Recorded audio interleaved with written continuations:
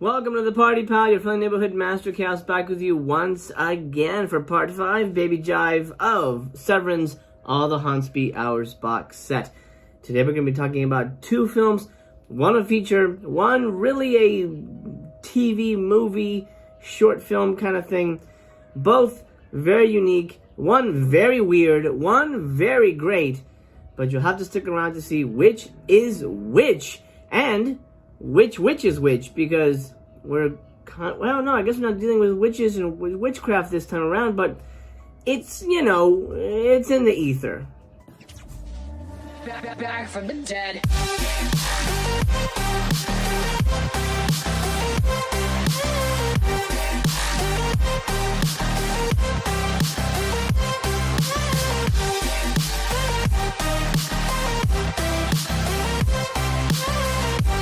Like my grandma always said, just spread open that box and show me the goods. This is disc 5 of 12, by the way, so we are in part 5 of 12. I'm very excited.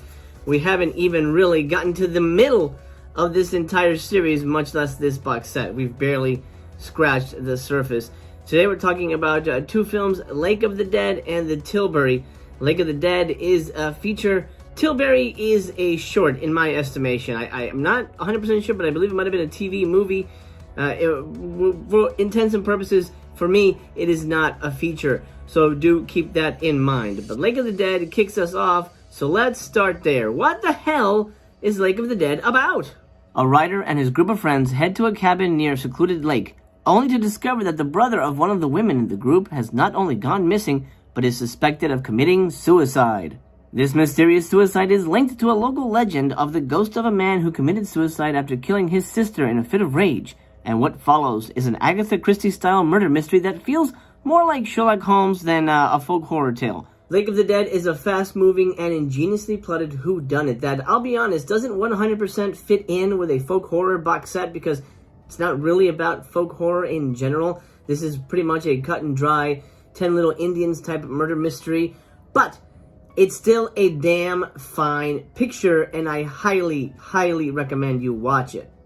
Interesting use of stop-motion animation, fluid camera work, and a pastoral dreamlike location collide to capture what I can really only call a dream on celluloid. This is a beautiful-looking film, and it moves at a pace that honestly plays with the big boys in Hollywood. I will say the ending is a little rushed. It's also kind of obtuse, and it muddles up the works as far as I'm concerned, and kind of honestly destabilizes the elegant way the film has been portraying itself thus far. So because of that, I can't give it 5 stars. But this is a 4-star movie. Lake of the Dead is a wonderful film. It's definitely worth a watch. Again, the only sore spot for me is that ending, that last scene, which is just so exposition heavy that kind of topples everything that's sort of been delicately put in place. Almost as if there's a couple puzzle pieces left and they decided to just kind of toss them right onto the jigsaw, and wherever they lay, they lay. Now everything is explained. I did have to rewind and go, wait a minute, what? I had to kind of rewind and piece it all together myself, despite all the exposition.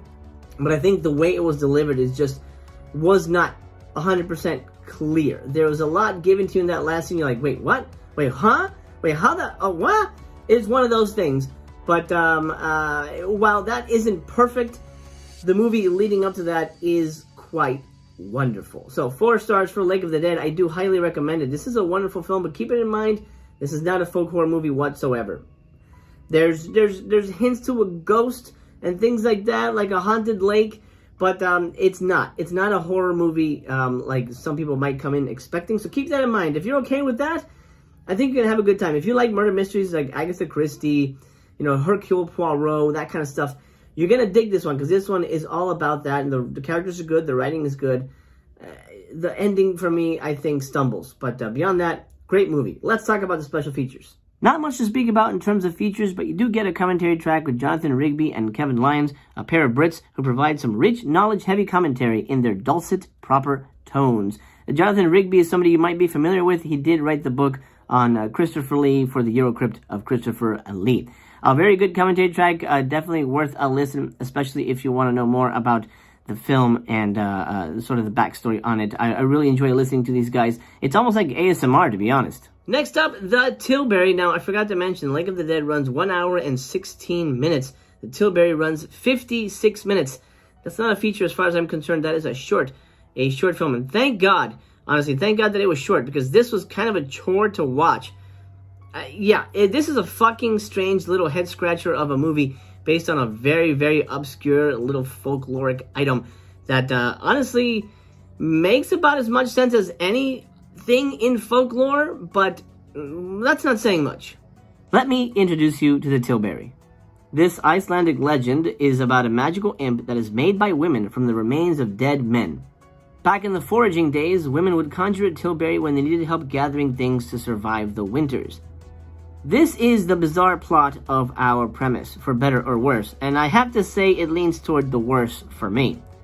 Here we meet a young man who has to reconnect with an old friend, only to discover that she has a strange connection with a creepy-looking old man soldier who might actually be a Tilbury in disguise. A Tilbury that she feeds from a hidden nipple on her inner thigh. Yep, hidden nipple. She has a nipple on her inner thigh. That's how the Tilbury eats. That's how it eats. You know what the Tilbury, oh my god, this is the fucking strangest thing. You know what the Tilbury does?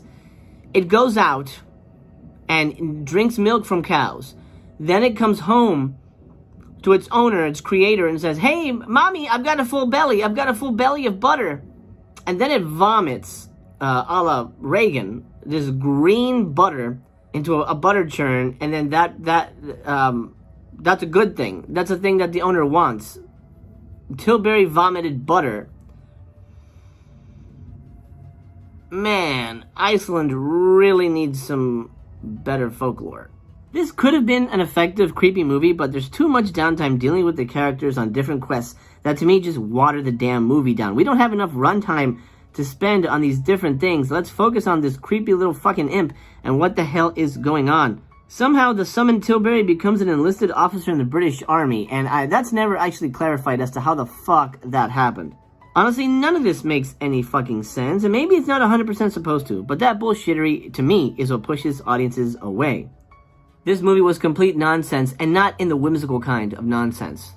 It's the kind of nonsense that makes you question the sanity of the people behind it, and why they spent the money and time bothering with such a strange idea of a butter-making elf that vomits green sludge so that its owner can make chocolate. 1 star. 1 star for Tilbury. What a strange little oddity, and I'm down to clown for a strange-ass movie. I like strange. Strange is fun. Strange is interesting. As a writer, as a creator, I love unique stories, but this was just so weird, and it didn't give you enough material to sort of accept it, suspend your disbelief and go, oh, okay, shit, yeah, that happens. This 100% happens in Iceland all the time. Don't eat chocolate or butter in Iceland because it comes out of this fucking little weird thing.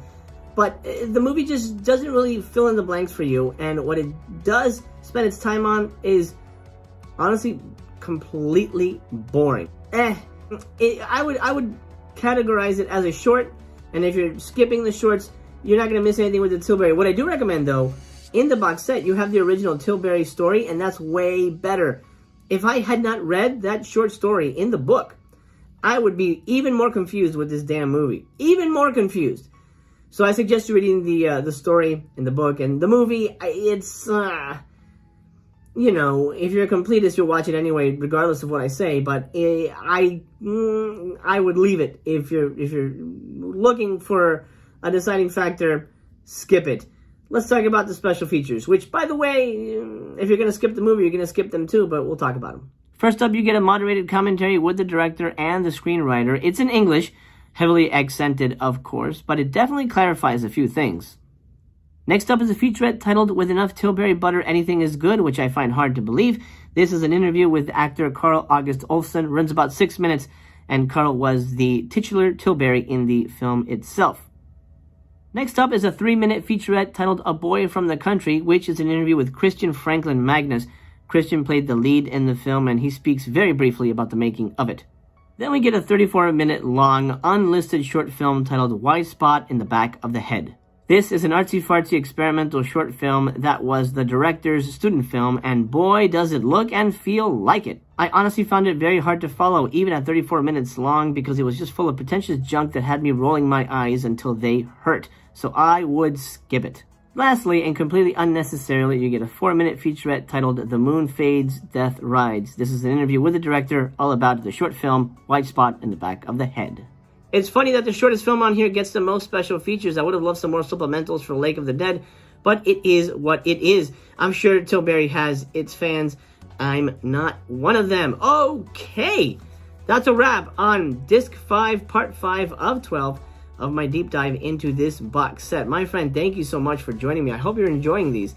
I'm having quite a bit of fun learning more about world cinema and folk horror in general through this box set. I hope you are as well, and I hope you'll join me for Part 6. I believe we head on over down under to Australia for another double feature of a wacky, tabacky folk horror. Fingers crossed that we get some more Witch Hammer, V type movies, and not as many Tilbury weirdo kind of things, but remains to be seen. Stay tuned. I hope you'll join me for the next one. My friend, it's time to shut it all down. I'll see you when I see you. I love you very much. If you're new here, do consider subscribing. If you do, you and I get to hang out together, and that would be such an honor and a pleasure. Gosh, I would love to do that again. I'm trying to get maybe to 2,500 subscribers by Valentine's Day. I'm not sure if it's possible. I'm about 400 subscribers away, so it's within striking distance. Maybe we can do it. Maybe we can't. If you're new here, do me a favor, subscribe. Helps out the subscriber count, and you and I get to hang, and that is honestly the most important thing. Leave me a thumbs up on your way out the door. I love you very much. Take care of yourselves, and until we meet again, signing off for now.